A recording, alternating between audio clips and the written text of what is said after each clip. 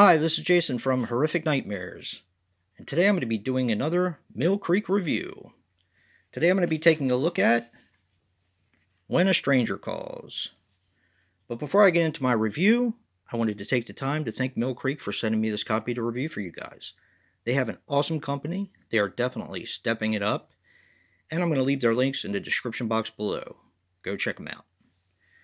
Now, When a Stranger Calls is a 1979 film which runs approximately 98 minutes and is written and directed by Fred Walton.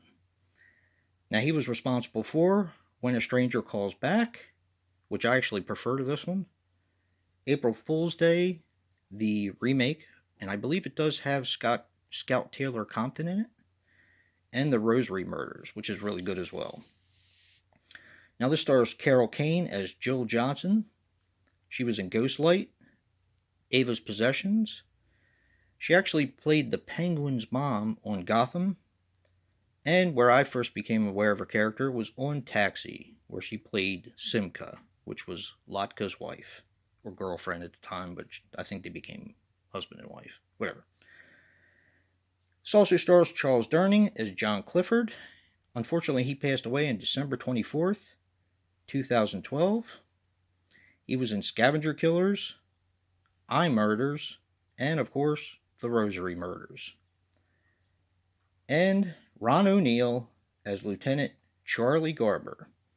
Unfortunately, he passed away on January 14th, 2014, at the age of 66. Now, he was in Red Dawn, The Hero and the Terror, The Final Countdown, but what I remember him most for was Superfly and the Superfly films. Now, this had a budget of $1.5 million and grossed $21.5 million worldwide. Now, this film was originally shot as a short called The Sitter, and the setting was supposed to take place in 1971. Now, this is a fairly popular film. I'm sure most of you have already seen it, but for those that haven't, I'll run down a very brief synopsis of the film. Jill Johnson is babysitting two young kids when she receives phone calls asking her if she's checked the children. And a killer is stalking her, but the phone calls end up coming from inside the house. Now, I'm giving you this information, and I was kind of thinking to myself whether or not to, but it's in the very beginning of the film. It's within the first 10 to 15 minutes. The cops come, she's there, she gets away from the guy. They put him away. Unfortunately, he does kill the two children. Now, this takes place some years later when Jill Johnson actually has her own family and her own husband now.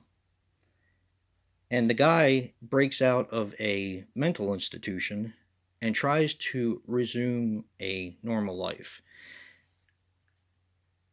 Of course, that doesn't work, and he ends up reverting back to his old ways.